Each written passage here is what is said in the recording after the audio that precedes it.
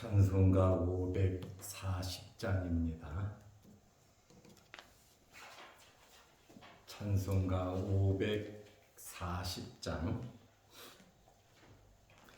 주의 음성을 내가 들으니 사랑한단 말일세. 믿는 마음으로 주께 가오니 나를 영접하소서.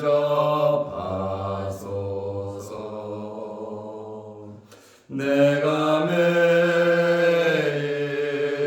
십자가 앞에 더 가까이 가오니 구세주의 흘린 보배 피로써 나를 정케 하소서. 주여 넓으신 은혜 베푸사 나를 받아 주시고 나의 품은 뜻 주의 뜻같이 되게 하여 주소서. 내가 매일 십자가 앞에 더 가까이 가오니 구세주의 흘린 보배 피로써 나를 정케 하소서. 주의 보좌로 나아갈 때에 어찌하니 기쁠까. 주의 얼굴을 항상 배우니 더욱 진급합니다.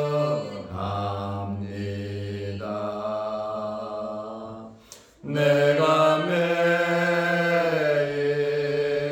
십자가 앞에 더 가까이 가오니 구세주의 흘린 보배 피로써 나를 정케 하소서. 우리 구주의 넓은 사랑을 증량할 자 없으며 주가 주시는 참된 기쁨도 헤아릴 수 없도다. 내가 매일 십자가 앞에 더 가까이 가오니 구세주의 흘린 보배 피로써 나를 정케 하소서.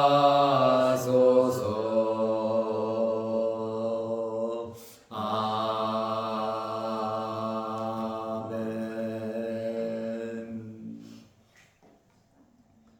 사도신경으로 우리의 신앙을 고백하겠습니다.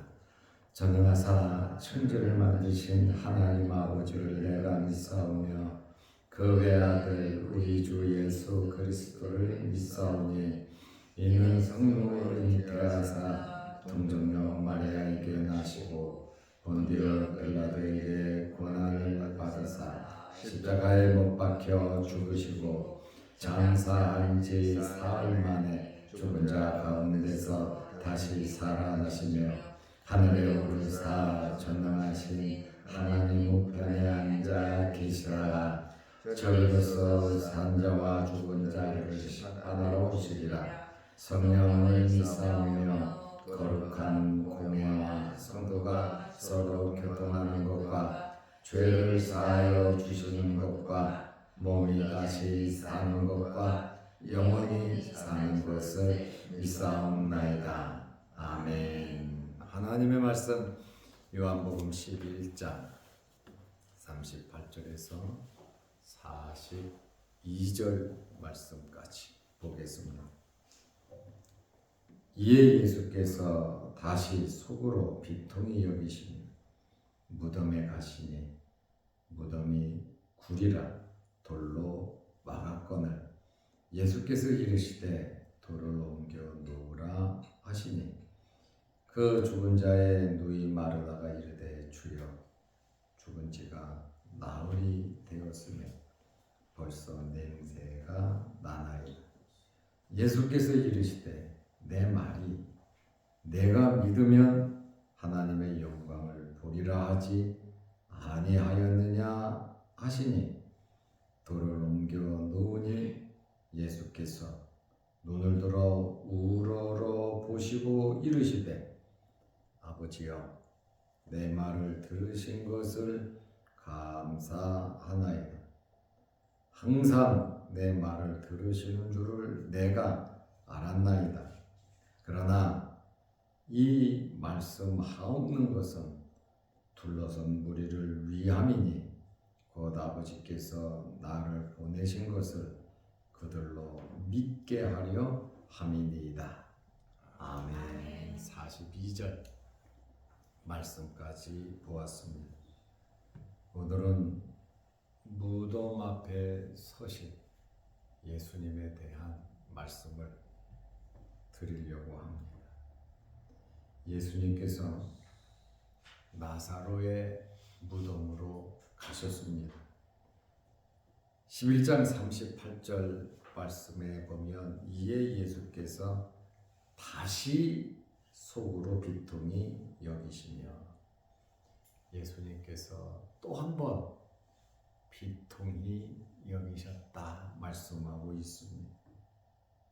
처음에는 마리아를 만났는데 말씀으로 교육하고 믿음을 심어 주어야 하는데 마리아도 울고 마리아를 따라온 유대인들도 울고 예수님을 만난 마리아 주변에 계속 눈물이 바다를 이루므로 말씀, 다시 말하면 대화를 나눌 수가 없으셨습니다. 그래서 처음에 비통히 여기신 겁니다. 말씀을 들어야 하는데 말씀을 듣지 못하면 예수님께서 비통히 여기신다는 것을 알 수가 있습니다. 두 번째, 다시 속으로 비통히 여기시며 말씀하셨습니다. 예수님께서 왜 또다시 비통히 여기셨습니까? 유대인들의 비꼬는 소리, 부정적인 소리를 들으셨기 때문에 예수님께서 비통히 여기셨습니다. 무슨 말을 했습니까? 저 예수가 맹인의 눈은 뜨게 하고선 나사로는 왜 살리지 못했느냐 그 말입니다. 날 때부터 맹인이었던 사람은 고쳐주고 병들어 죽어가는 저 나사로는 왜 못 고치고 죽은 다음에 이렇게 나타났냐 하면서 부정적으로 비꼬았단 말입니다. 예수님께서 비통히 여기시는 것은 어떤 사건 환경 속에서 부정적인 이야기를 하고 믿음 없는 소리를 할 때 예수님께서 비통히 여기십니다. 두 번을 보면 그래요. 우리가 말씀 들을 기회를 놓치면 주님 슬퍼하십니다.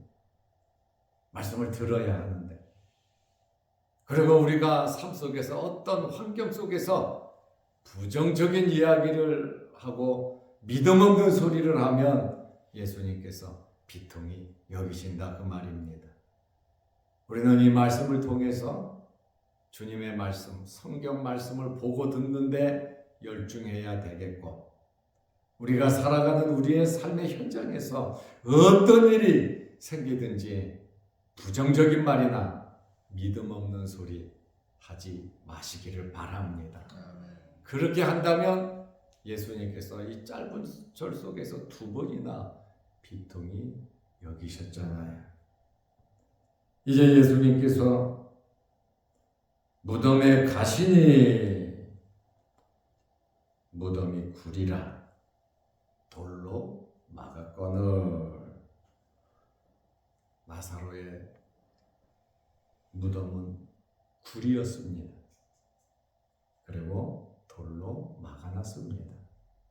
여기서 우리는 유대인들의 무덤에 대해서, 무덤 장례 문화에 대해서 알 수가 있습니다. 무덤은 보통 2 종류로 되어 있습니다. 첫째는 땅속으로 우물 파듯이 우리가 장례를 치를 때 땅을 파잖아요. 그것처럼 수직으로 만든 무덤이 있습니다. 그러면 위를 돌로 뚜껑으로 막아놓겠죠. 그들은 평평하게 우리처럼 봉우리를 만들지 않거든요. 봉을. 그래서 첫째 무덤의 종류는 수직으로 그냥 땅속을 파서 돌을 올려놓는 무덤이 있고, 2번째는 무덤을 바로 수평으로 앞에 무덤을 만들어 놓습니다. 이것이 일반적인 무덤에, 예수님의 무덤은 돌을 깎아서 만든 수평으로 된 아리마대 사람 요셉의 무덤이죠. 나사로의 무덤도 이스라엘 사람들의 일반적인 무덤같이 수평으로 만들어 놓았습니다. 그래서 앞에 돌로 막아 놓는 것입니다. 그래서 나사로의 무덤은 수평인데, 그래서 44절 말씀에 보면 예수님 말씀 듣고 나사로가 살아서 걸어서 나왔다 그러잖아요. 그러니까 수평이라고 하는 그러한 말씀입니다. 예수님께서 무덤에 가셔서 무덤 앞에서 어떤 행동을 하셨습니까? 39절 말씀에 보면 예수께서 이르시되 돌을 옮겨 놓아라. 입구잖아요. 앞에 돌로 막아 놨습니다. 이 말씀은 명령형입니다. 예수님께서 무덤을 막아놓은 이 돌, 보통 그 돌 이름을 골날이라고 하거든요. 굴러간다라는 그러한 뜻입니다. 예수님께서 베다니에 오신 것은 분상하러 오신 것 아니잖아요. 꽃 갖다 놓고 부의금 주려고, 위로만 하려고 오신 것이 아닙니다.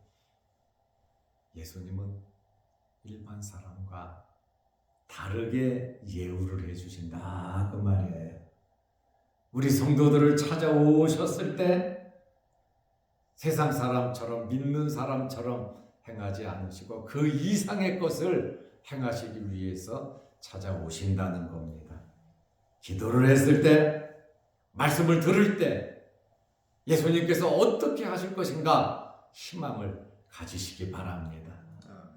우리의 생각은 결혼식을 가도 장례식을 가도 우리가 할 수 있는 것은 한정되어 있습니다.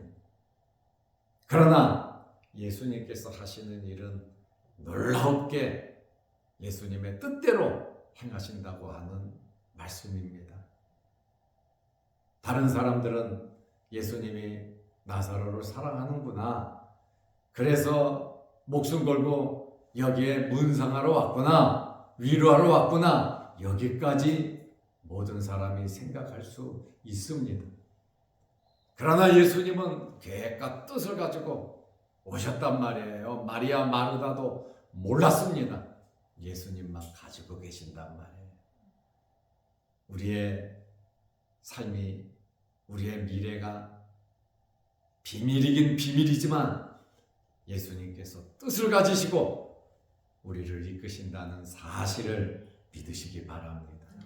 그래서 편안하게 주님 바라보면서 우리는 믿음으로 살아가면 되는 것입니다. 결코 쉬운 일은 아니지요. 모든 것을 맡긴다는 것, 그거 절대로 쉬운 것 아닙니다. 내 생활 습관을 포기하고 주님의 말씀을 듣고 순종한다는 것, 그것도 쉬운 일은 아닙니다. 그러나 우리는 믿음을 가지고 있습니다. 온전히 맡기고 믿는 삶이 되시기를 바랍니다. 물론 내 계획이 있고 내 뜻이 있고 이렇게 되고 저렇게 되면 참 좋다. 저도 그래요. 우리 다 그런 계획과 뜻이, 소망이 있습니다. 물론 그렇게 되어야 됩니다. 그러나 그 이상 하나님께서 좋은 계획을 갖고 계시니까 어떤 환경에서든지 아멘으로 받아들일 수 있는 여유로운 믿음이 있으시기를 바랍니다. 예수님께서 분상하러 오시지는 않았을 거단 말입니다. 나사로를 살리기 위함입니다. 마리아 마르다가 예수님의 의도를 확인하지 못한 거죠. 돌을 안 옮겨도 이적으로 기적으로 일으키실 수 있고 전사를 보내서 돌무덤을 파괴시키고 나사로로 하여금 뛰어나오게 하실 수도 있으십니다. 그럼에도 불구하고 돌을 옮겨 놓으라고 하신 것은 모든 사람들에게, 보고 있는 사람들에게, 또 이 말씀을 보고 듣는 미래의 성도들에게 죽은 나사로가 확실히 일어나는 것을 보여주시기 위함입니다. 주님이 나사로가 죽은 지 나흘 만에 오셨다. 너무 늦게 오신 것 같지요. 그러나 하나님의 영광을 위해서 다른 사람들에게 또 자매들에게 굳센 믿음을 주시기 위해서 앞으로 살아있는 사람들 살아가는 방향이 결정되잖아요. 예수님께서 그냥 아파 누워있는 나사로를 일으키신 것과 3일 만에 나사로를 살린 것과 4일 만에 나사로를 살린 것과는 천지 차이가 있단 말이죠. 어떻게 하는 것이 하나님께 영광이 되고 그것을 보는 주변 사람들, 당사자들에게 굳센 믿음을 주냐? 주님 보실 때는 그것을 중요하게 생각하셨습니다. 우리와 우리의 미래를 생각하시면서 크고 작은 일을 해결해 가시는 주님이시다, 그 말입니다. 연락했을 때 둘째 날 바로 오시지 않았고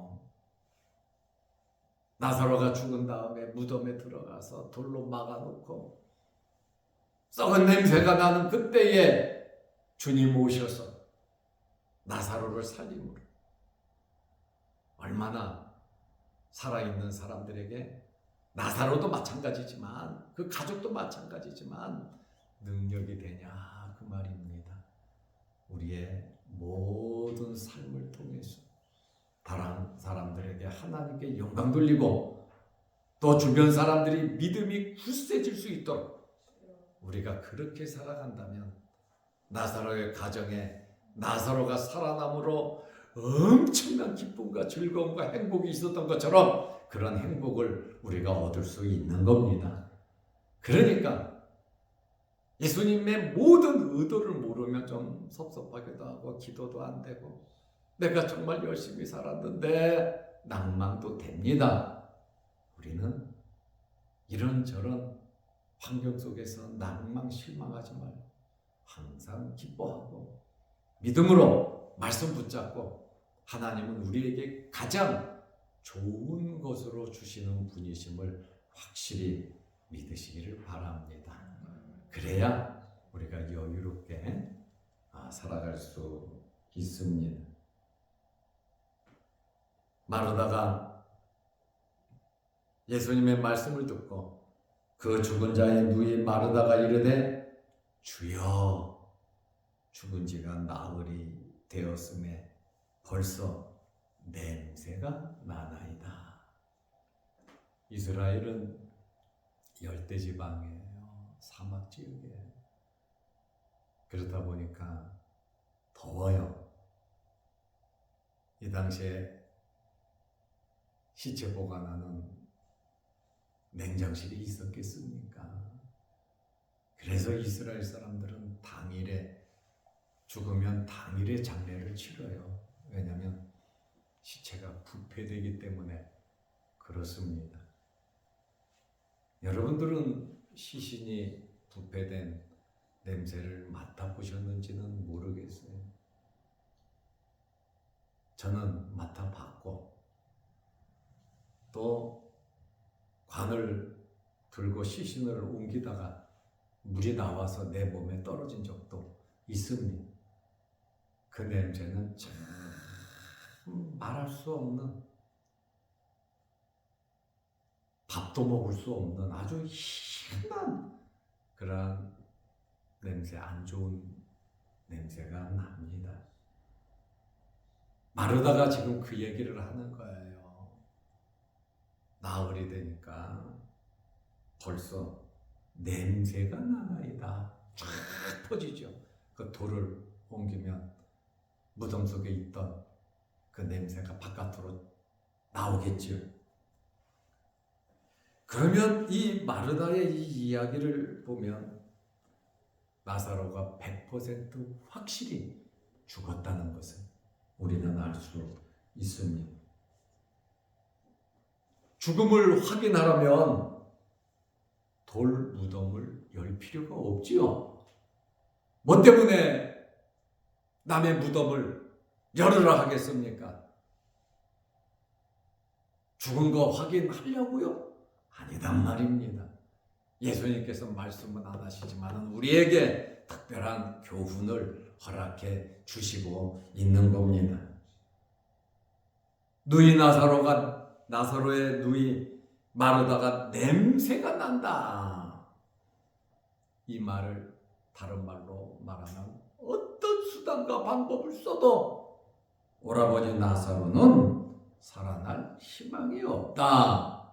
유대인들 생각은 그래도 한 3일 동안은 영혼이 붙어 있다가 영혼이 나가는 것으로 그렇게 생각하는 것이 전통적인 생각이에요. 성경은 그렇지 않거든요. 세상을 떠나면 바로 천국으로 입성합니다. 0.01초도 안 걸립니다. 그런데 유대인들은 그래서 3일 동안은 살아날 확률이 있다 해서 기대와 희망을 가지고 있어요. 3일입니다. 우리나라도 입관을 할 때는 24시간이 지나야 돼. 세상 떠난 지 24시간. 왜? 혹시나 살아날 수 있는 확률이 있기 때문에 24시간을 기다리죠. 그래야 허가가 입관이 됩니다. 이 마르다의 이 말은 나사로가 100% 어떤 환경에서 살아날 확률이 없다. 예수님의 말씀의 의미, 예수님께서 하시고자 하시는 그 놀라운 계획을 몰랐단 말입니다. 주님은 부활의 주님이시고 생명을 주시는 살아있는 영이신데 죽은 나사로도 살릴 수 있다는 이러한 믿음의 확신이 있었다면 얼마나 좋겠습니까? 바로 이것이 무엇의 차이냐면 믿음의 차이입니다. 똑같은 사건을 당했을 때 어떤 사람은 감사하는 사람도 있고, 어떤 사람은 무반응도 있고, 어떤 사람은 실망하고 포기하고, 어떤 사람은 원망하고 불평하는 사람들도 있습니다. 우리는 이러한 어려운 환경 속에서 어떤 자세를 취해야 하겠습니까? 다른 사람들은 다 원망하고 불평하고 썩어서 냄새가 나는 현실적인 이야기를 한다 할지라도 하나님은 하신다고 하는 그러한 믿음의 확신이 있으시기를 바랍니다. 이게 믿음입니다. 믿음은 바라는 것들의 실상이 보지 못하는 것들의 증거가 되는 겁니다. 예수님께서 마리아 마르다에게 죽은 지 나흘이나 됐습니다 하는, 냄새가 난다는 그 말을 들으시고 예수님께서 뭐라고 말씀을 하셨습니까? 요한복음 11장 40절에 예수께서 이르시되 내 말이 내가 믿으면 하나님의 영광을 보리라 하지 아니하였느냐. 내 말을 믿으면 내가 뭐라고 말을 하고 가르쳤냐. 내가 믿으면 하나님의 영광을 보리라 하지 아니하였느냐. 오늘 예수님께서 우리에게 하시는 말씀입니다. 내가 믿으면. 예수님은 많은 사건 속에서 예수님을 찾아온 어려운 사람들에게 무엇을 심어주셨냐면 믿음을 심어주셨어요. 바로 해결해 주신 분도 있지만 오랜 시간을 두고 해결해 준 사람들도 있습니다.